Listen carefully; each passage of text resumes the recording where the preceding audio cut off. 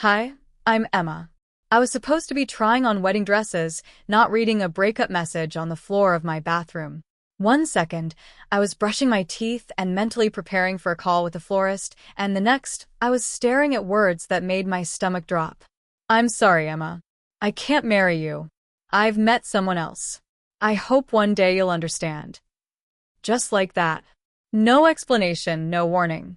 Not even the courage to say it face to face. Just a message.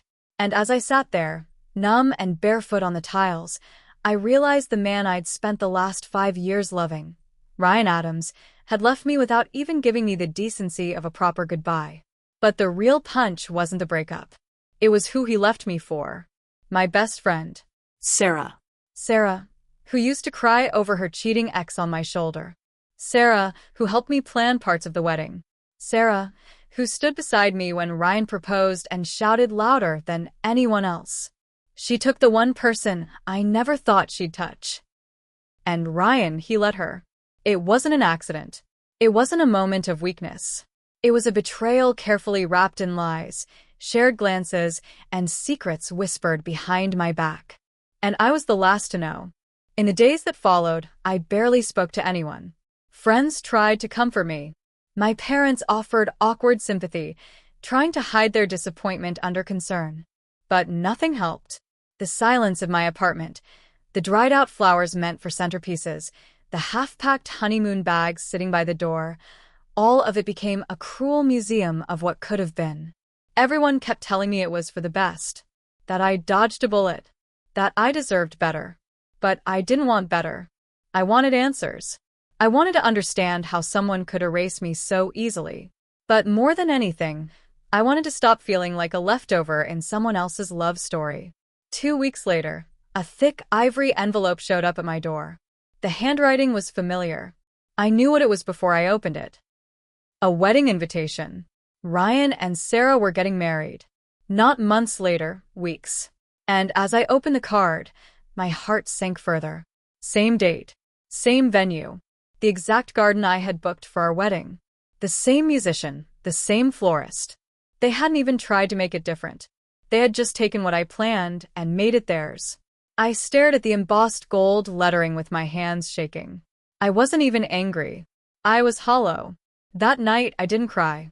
I poured a glass of wine, sat on my couch, and stared at nothing. But inside, something was shifting.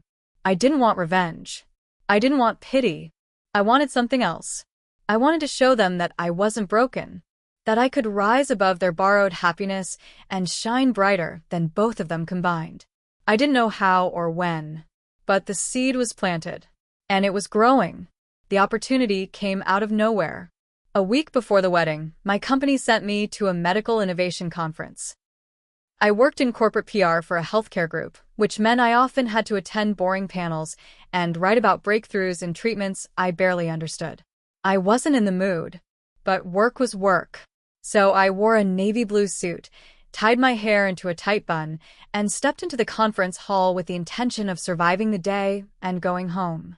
I found a corner seat in the 3rd row and started taking half-hearted notes. Halfway through the keynote speech, someone asked if the seat beside me was taken.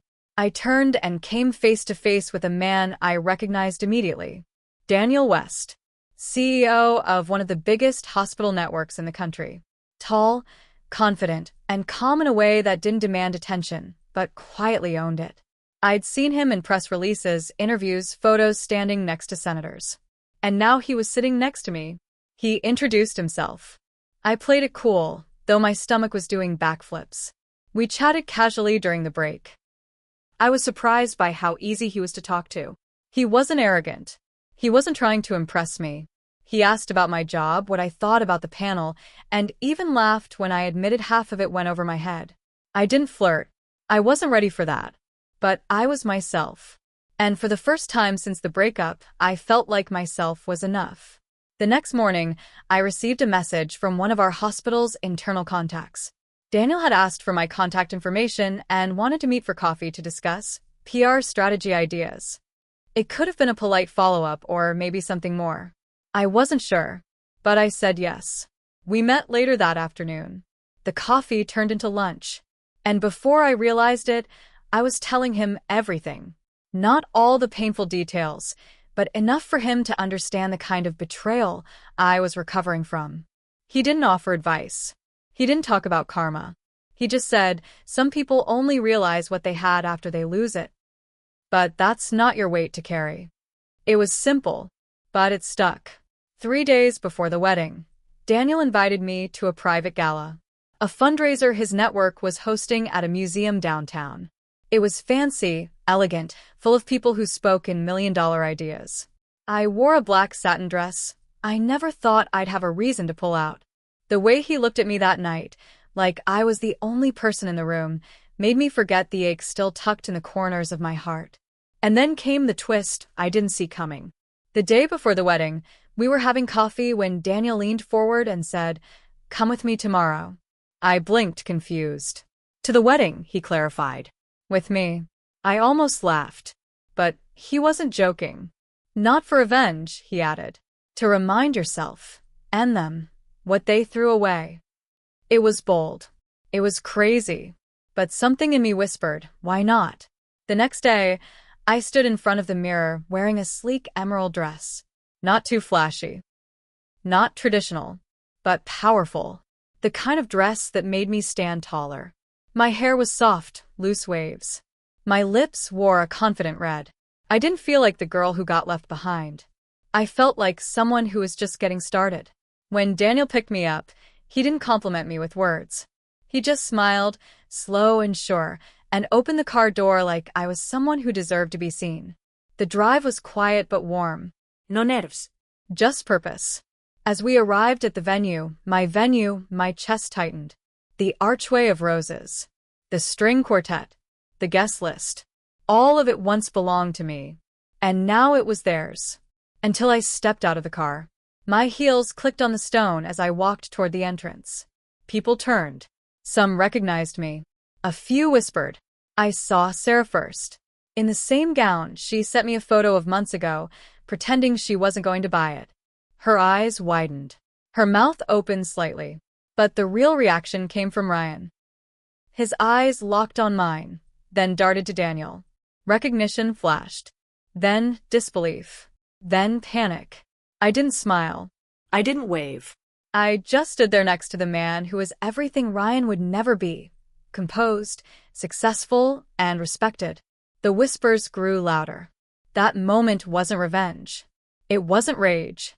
It was clarity. And it was only the beginning. The air inside the garden felt different when I walked in. It wasn't the scent of fresh roses or the music floating through the open space. It was the way conversation softened, laughter dimmed, and every eye followed me and Daniel like we didn't belong. Or maybe like we belonged more than anyone else ever had. I felt the weight of it all pressing in judgment, curiosity, discomfort, but I kept my chin high. Let them wonder. Let them assume. The truth didn't need to be explained. We didn't sit in the back. Daniel led me to a table near the front, where the family usually sat. A few people shuffled awkwardly to make room. No one questioned him. They wouldn't dare. He was too important, too respected. And I was with him. Ryan tried not to look, but his eyes kept flicking in my direction. Sarah looked like she was trying to keep her smile glued on. But her hand kept twitching near her necklace, her tells betraying her calm facade. The ceremony was short, painfully rehearsed. Vows that didn't sound like promises, just performance. I watched them speak words that once belonged to me and realized something strange. I didn't feel broken anymore. I didn't feel like I was losing anything. I felt like I had stepped out of a fog and finally saw things clearly. But the real twist hadn't arrived yet. As the reception started, Daniel stepped away to take a phone call. I stood by the edge of the dance floor, sipping sparkling water and scanning the crowd. That's when I saw him, Alex Porter. A friend of Ryan's. More of an acquaintance to me. We'd spoken a few times at parties, nothing more. But the way he approached me now, eyes full of nervous energy, told me he wasn't here to make small talk. I didn't know if I should say anything, he said quickly, voice low, but I think you should know this isn't what it looks like. I frowned. What do you mean? He leaned closer. Ryan didn't fall for Sarah overnight. He's been seeing her since last year. At least 10 months. Maybe more. He told us it was casual. That you were going to end things soon anyway. But you weren't, were you? My stomach twisted. No. I was planning our wedding. He cursed under his breath. I thought he was lying, but no one wanted to get involved. I'm sorry, Emma. I should have said something. I didn't respond. I couldn't. My heart was pounding again, but this time it wasn't from pain. It was from realization. They hadn't just made a mistake. They had built a world on lies. My entire relationship had been rewritten behind my back while I was still inside it. My love had been used as a cover. A placeholder until Sarah was ready to take my place. And yet, that wasn't even the worst part. Alex hesitated, then added, "There's something else." I heard him bragging about work stuff too. About a new grant or something shady involving research trials. Said he had to cover up some data. I didn't think much of it, but Daniel should probably know. That last sentence hit harder than the rest. Because Ryan had left me for someone else. But maybe he hadn't just betrayed me emotionally. Maybe he was risking patience. Risking lives. When Daniel returned, I told him everything. Every word. Every pause. He didn't say anything for a long time. Then he pulled out his phone and made a single call. Not to a friend. Not to a journalist. But to his internal ethics board. Within the hour, a silent inquiry had been opened into Ryan's recent medical research. Daniel didn't make a scene. He didn't storm out.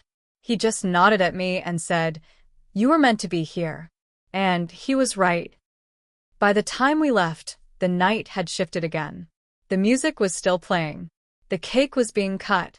But I knew something no one else did yet. Everything was about to change. Ryan hadn't just left me. He had used his position, his relationships, and his patience to build an illusion of success. And now, that illusion was starting to crack. The next morning, I received an anonymous email, a scanned report, a data file, and a voice recording. The report outlined a manipulated clinical trial, one that used selective results to push a new medication through approval faster. Ryan's name was on the lead signature. Sarah's was listed as an assistant. The voice recording?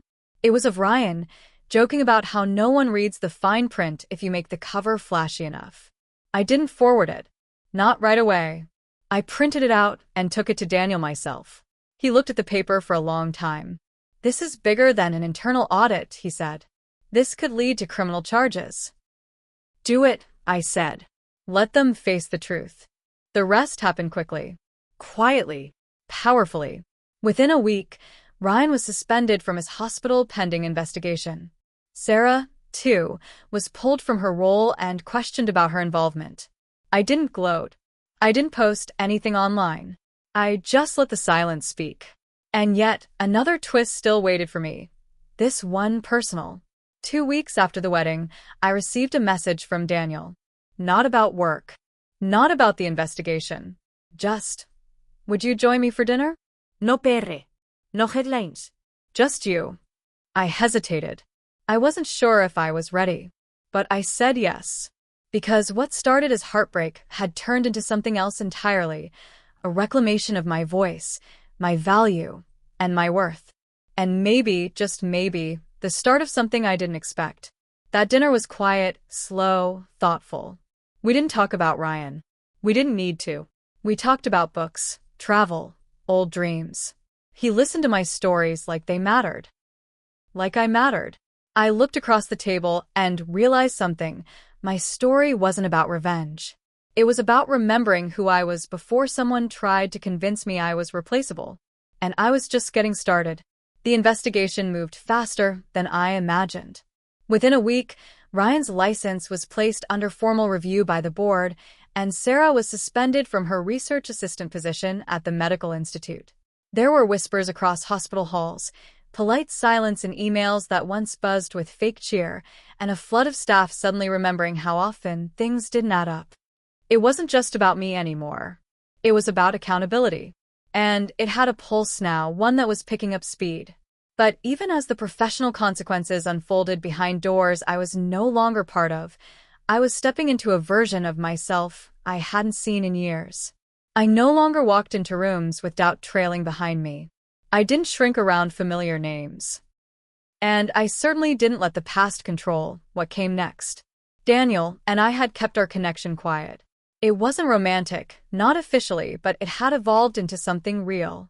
Steady. The kind of presence that didn't demand attention but changed the energy of a room just by being in it. He respected my boundaries. Never pushed. But he never pulled away either. It felt like standing in sunlight after months of cold. Still, I wasn't naive. People had started talking. It was only a matter of time before someone made the connection. Emma Mitchell, the ex-fiancée, now seen beside Daniel West, the CEO of the very network investigating Ryan. Convenient. Too convenient. I knew how quickly truth could be twisted. So, I made a decision. I needed to get ahead of the storm before someone else controlled the narrative again. I called Trish, an old friend from university who now worked as a journalist for a mid-tier investigative platform. She wasn't the kind of reporter that chased drama. She chased facts. Integrity. I trusted her. I told her the whole story, from the breakup text on my bathroom floor to the wedding where I walked in with Daniel, and all the way to the anonymous files that exposed Ryan's manipulation. She didn't blink. She just asked, "Are you ready for people to know?" "I don't want pity," I told her. "I want the truth told before someone else decides what it looks like." The article went live 5 days later. It wasn't sensational. It was surgical. Clean, tight, and impossible to ignore. Titled Betrayal, Trials, and Whistleblowers. Inside the collapse of a rising star, it pulled no punches. The timeline was there. The photos. The invitations. The data reports and the voice clip, embedded for the world to hear Ryan's voice mocking the very people he once swore to protect. But the biggest surprise wasn't the article. It was the backlash. Not against me. Against Ryan and Sarah. Dozens of patients came forward. One woman claimed her daughter had been given a prescription for an unapproved medication during a trial she hadn't consented to. Another patient found his signature forged on documents he never read. The hospital's legal team opened formal cases. Ryan was suspended indefinitely. Sarah's credentials were stripped pending investigation. I didn't celebrate. There was nothing joyful in seeing a life unravel, even one that had shattered mine. But I felt something else. Peace. Quiet, steady peace. That peace didn't last long. One afternoon, I came home to find an envelope slid under my door. No name. No return address. Inside was a single piece of paper. "You think this is over. But it isn't. Watch your back." It wasn't signed. But I didn't need it to be. Fear came fast, sharp, and cold. I sat down on the couch and tried to breathe. My hands trembled. Was it Ryan? Sarah? Someone close to them? Someone who thought I had gone too far? I called Daniel. He came over within minutes. Not as a CEO. Not as a man trying to protect a story, but as someone who cared, who saw me shaking and didn't try to fix it, only sat quietly until I found my breath again. "You're not alone," he said finally. "And you're not going to be scared out of this." We filed a police report. Nothing traceable. No fingerprints. No camera footage. Just a threat. But it didn't end there. My emails were flooded with spam. Someone had tried to access my medical records. A fake review appeared on my company's website calling me unstable and vindictive. I was being attacked from the shadows. I should have broken down, but I didn't. Instead, I started documenting everything. Every message, every login attempt, every strange phone call or knock on my door that didn't feel right. I created a timeline, filed reports, involved legal teams. Daniel brought in private security consultants. We weren't just defending my reputation. We were building a case. And then the final twist dropped like a stone in still water. Trish called me, her voice tight. "We found a second whistleblower," she said. "A nurse who worked with Sarah. She has a flash drive with emails." Sarah wasn't just covering for Ryan. She was helping manipulate trial entries, names, ages, diagnoses. She knew exactly what she was doing. The drive also contained messages between Sarah and someone using a pseudonym. The tone was arrogant, mocking. "Emma will fade," one message read. "She always does." Except I hadn't.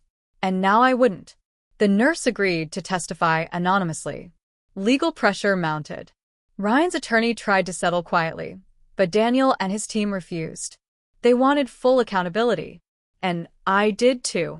I received a formal invitation to provide testimony at the board hearing. Not because I was the ex-fiancée, but because I was the one who had uncovered the data breach. The one whose credentials had been forged.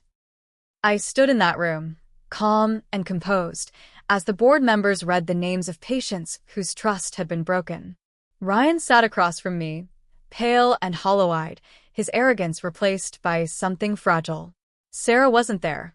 She had disappeared from the public eye, possibly out of shame, or maybe fear. When I finished my statement, I looked directly at him. "This was never just about love," I said. "It was about power. About using people like pieces in your story. You didn't just break hearts. You broke laws." He didn't respond. He couldn't. And for the first time, I didn't care.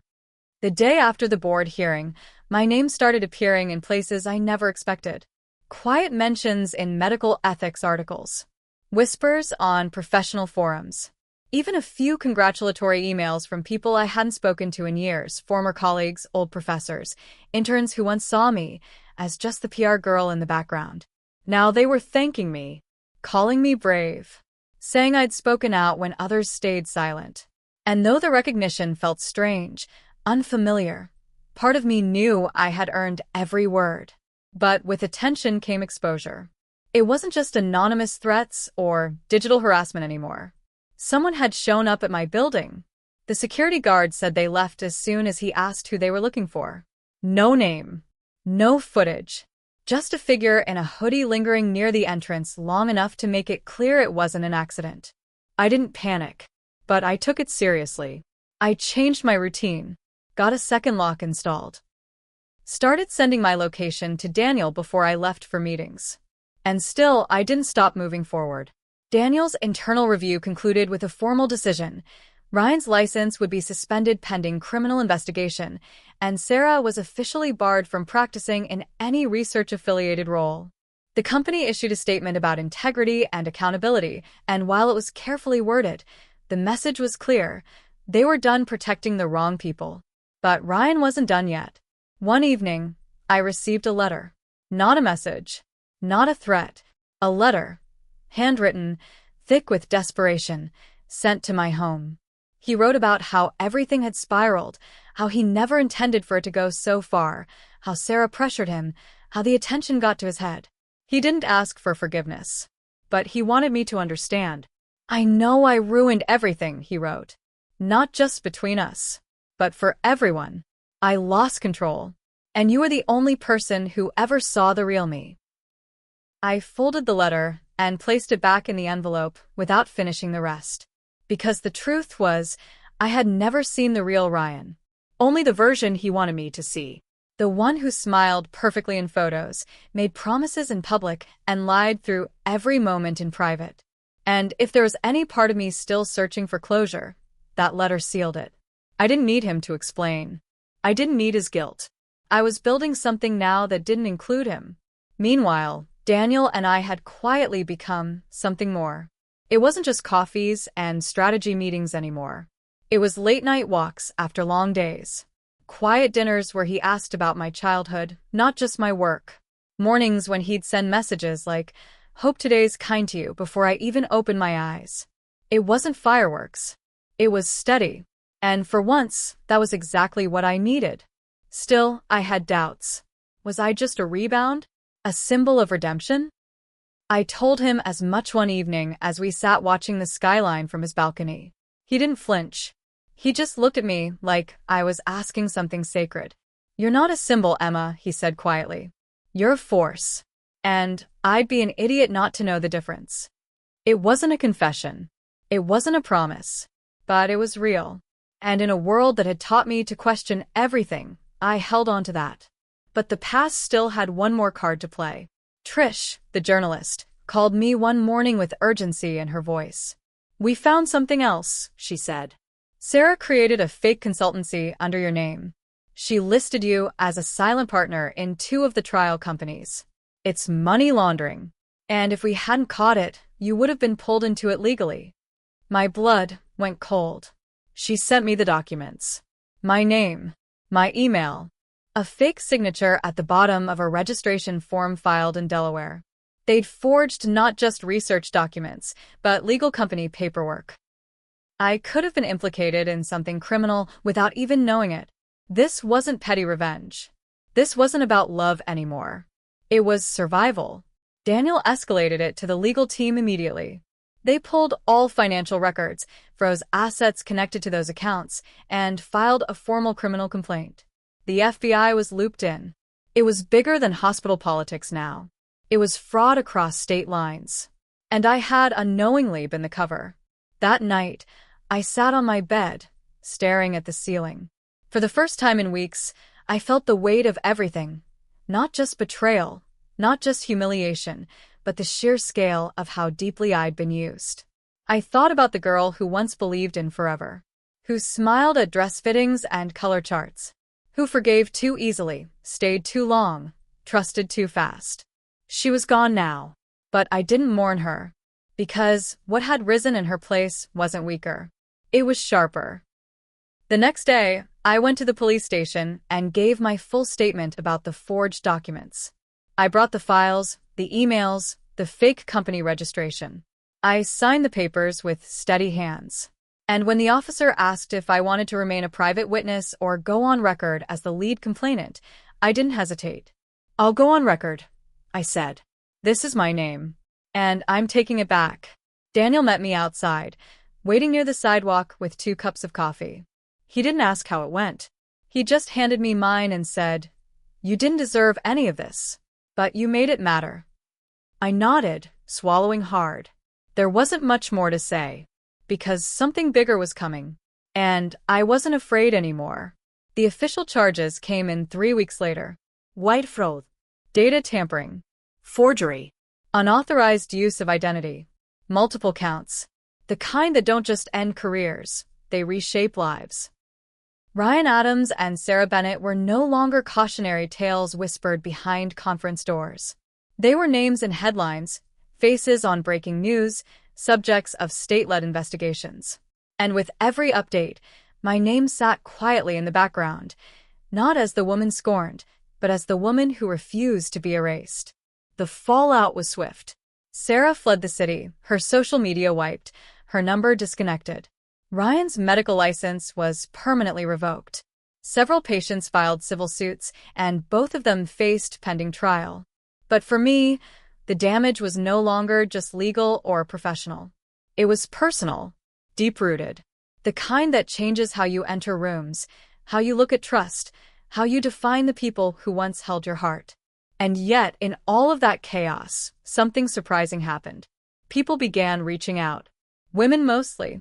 Former partners, co-workers, even strangers who had read the story. They didn't want gossip. They wanted to say thank you for speaking, for standing, for surviving. Their words came quietly, in DMs and late-night emails. I was almost her. I was blamed. I stayed silent. I never knew someone could come back from that. I read every single one. Not out of vanity, but because I needed to remind myself that this story, my story, meant something more than pain. It meant proof that we don't have to stay in the roles people assign to us. That sometimes the best revenge isn't destruction, it's resurrection. Trisha's article series won a journalism award. The ethics board overhauled its reporting system. Daniel initiated a mentorship program for young professionals, especially women entering clinical research, giving them direct access to leadership. And he asked me to co-lead it. At first, I hesitated. I wasn't sure I wanted to be part of anything tied to that world anymore.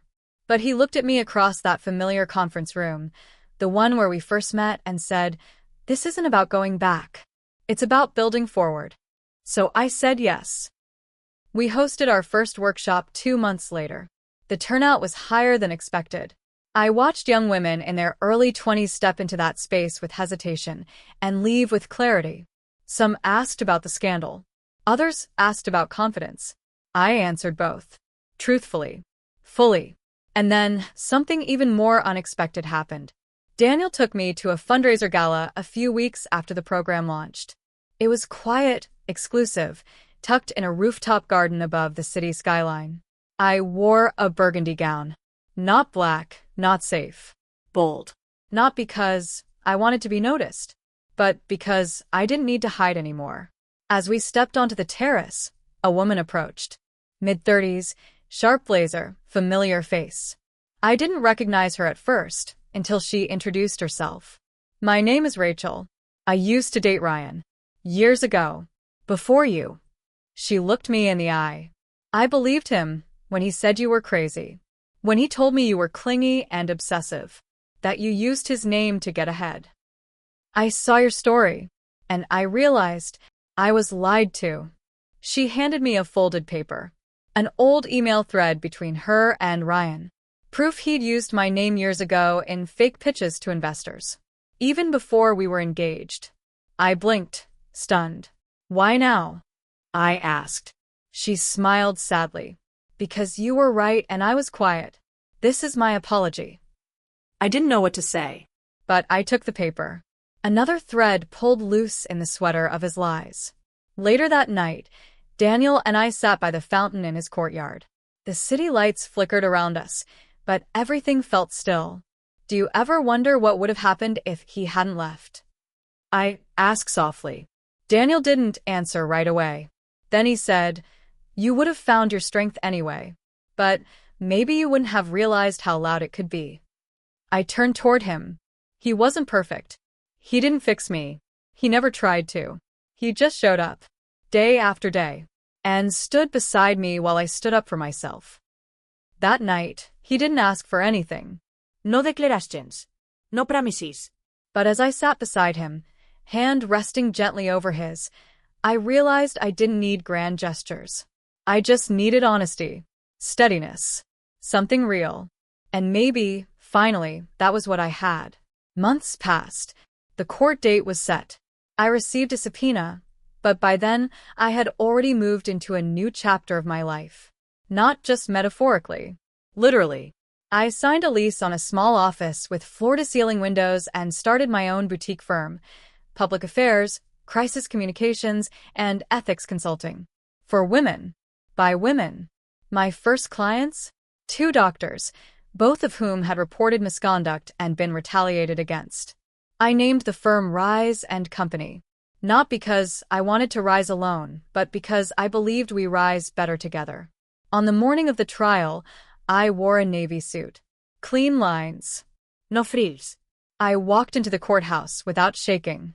I sat on the witness stand, looked Ryan in the eye, and told the truth. Not angrily. Not bitterly. Just clearly. As someone who once loved him. As someone who survived him. After the session, I stepped outside. Cameras flashed. Reporters shouted questions. But I didn't stop. I didn't need to. Because my story wasn't theirs to shape anymore. Later that week, the verdict was announced. Guilty. Multiple counts. Sentencing deferred. But the decision was final. I didn't celebrate. I didn't cry.